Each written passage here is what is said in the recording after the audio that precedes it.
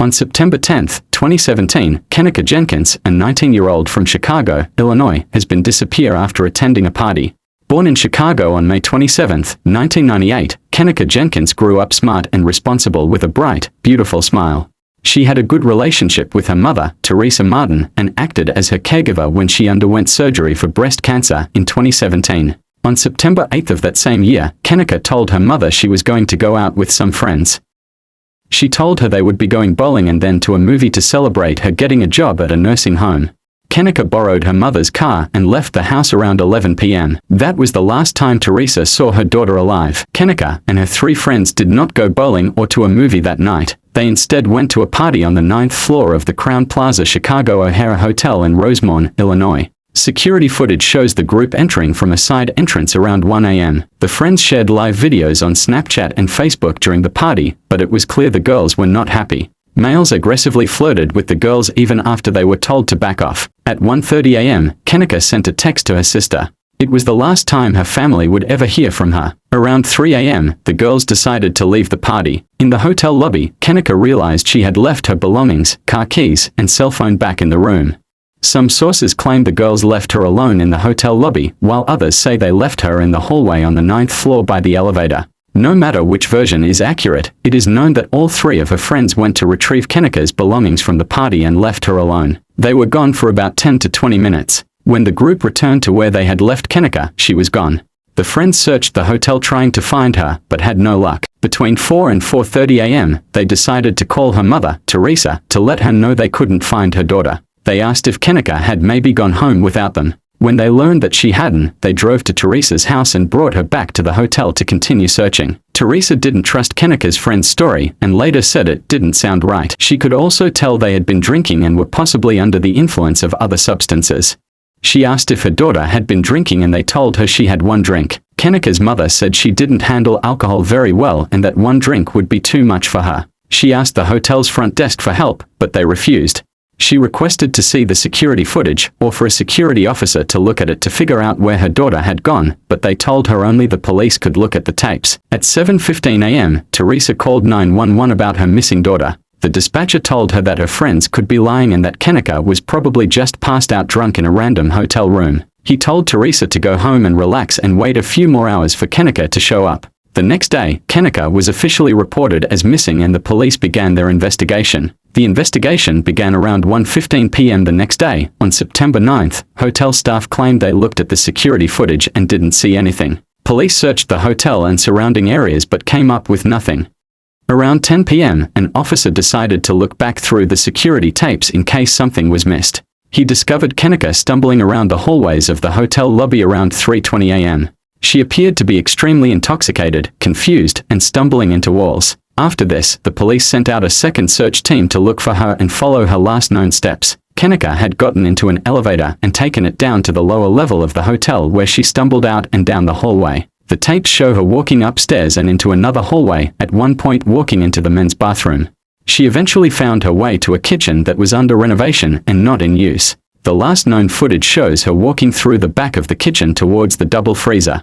This freezer had a cooler in front with a second door leading to the freezer areas. The video does not show her walking into the freezer, but it's speculated she opened the door, walked in, and couldn't find her way out again. While this kitchen was under renovation and not in use, the freezer was still on and running, because it was being used as extra storage for food for an upcoming new restaurant in the hotel. Reported that the freezer could drop to as low as 8 degrees. Kenneka was found dead around 1 a.m. on September 10, 2017 inside the freezer unit. She was found lying on the floor, hair messy, and with 1 shoe off. She had been wearing ripped jeans, a crop-top jean jacket, and a white bra. The police described as frozen solid. The police said they did not suspect foul. The first autopsy came back saying their investigation was inconclusive. However, later autopsy reports say she died from hypothermia. She had some scratches and wounds on her foot and ankle that were exposed from not having a shoe on, but other than that no wounds or markings were found. No signs of struggle or a fight were found. Her toxicology report came back showing a blood alcohol level of 0.112, making her legally drunk. Alcohol in her blood would have hastened the hypothermia.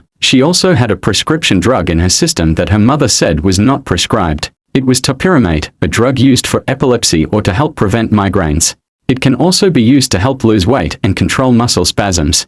Kenneka Jenkins' death was officially ruled an accident. Her mother and friends later said they believe otherwise. They think that foul play was involved. This case became popular online, and many web sleuths and conspiracy theorists have sounded off on the cause of death. While there are countless theories and speculations about Kenneka's death, I will only be talking about a few. One popular conspiracy theory is that her friends had something to do with her death, though it's important to note that there is no compelling evidence of this. However, some people have speculated that her friends allowed her to be assaulted and killed by someone or multiple people at the party and then placed in the freezer. But the security tapes show she was not killed somewhere else before entering the freezer. Furthermore, the autopsy showed no evidence of sexual assault. Her friends looked for her for an hour and a half before calling her mother and continued to help look for her after. Furthermore, the autopsy showed no evidence of sexual assault. Her friends looked for her for an hour and a half before calling her mother and continued to help look for her after. People find it suspicious that they took out trash so late at night, but it's my understanding that this was a 24-hour service hotel. People say the hotel might have a motive to cover up whatever happened to her, because the party being held at the hotel was purchased using stolen credit cards and there was underage drinking and illegal drugs being used there. The hotel knew about the party, as they had a noise complaint, but did nothing to stop it. A lot of people think the hotel was trying to hide the truth about Kenneka's death so they wouldn't get in trouble for having an illegal party at their hotel. Another theory claims the video evidence was tampered with and someone was following her the whole time she was stumbling around the hotel. They claim an employee edited out the person following her to cover up what happened to her. They say the reason the hotel refused to show the tapes to her was that they were busy editing them to avoid the bad publicity of a murder in the building. While it is probably true that the hotel didn't want bad publicity, I find it hard to believe someone would go through and edit Kenneka out of each and every frame. Besides, in the footage she was clearly confused as she stumbled around, and she didn't appear to be following or trying to evade anybody. More compelling criticism of the hotel is that they refused to let Kenneka's mother view the footage when she arrived to look for her daughter. This became more than a criticism when the Jenkins family filed a civil lawsuit against the hotel. In 2018, the family filed a $50 million lawsuit against the Crowne Plaza Hotel for her daughter's death. The suit claimed the hotel was negligent for not properly securing the renovated freezer area and locking it off from the public. It also blamed the hotel for not doing anything to stop or end the party that had at least 30 people in a room designed for 4 occupants. There had been a noise complaint about the room and the staff still did nothing about it. The lawsuit also asserted that staff members were negligent in not allowing Teresa to view the security footage to help find her daughter, or having a security officer look at the tapes for her. Teresa said if the staff had helped her when she asked for the tapes, it's possible her daughter could have been found sooner and survived. The lawsuit was settled in December 2023 for $10 million.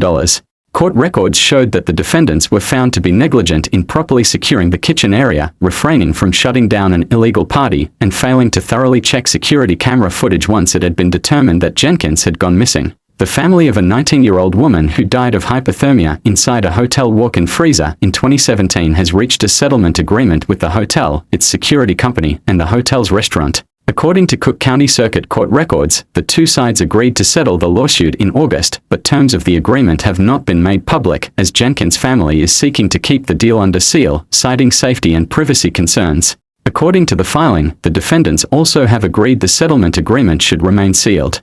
The widespread publicity of this case, including uncontrolled speculation and social media commentary, has resulted in various threats made against various individuals in the case, Martin's attorneys wrote. One of the main terms of the settlement for all parties was maintaining the confidentiality of the settlement. Approximately $3.7 million from a $10 million settlement reached with the hotel where Jenkins died in 2017. The total settlement also included over $6.4 million for other family members and $3.5 million for attorney fees, plus over $6,000 for Jenkins' funeral costs. Here's a more detailed breakdown. Total settlement, $10 million. Teresa Martin's share, approximately $3.70 million. Other family members, $1.2 million and $1.50 million. Attorney fees, over $3.50 million. Funeral costs, over $6,000. The lawsuit, filed in 2018, alleged the hotel was negligent in securing a freezer where Jenkins was found dead after a party. The lawsuit also claimed the hotel and security staff failed to properly monitor security cameras, which could have helped locate Jenkins sooner.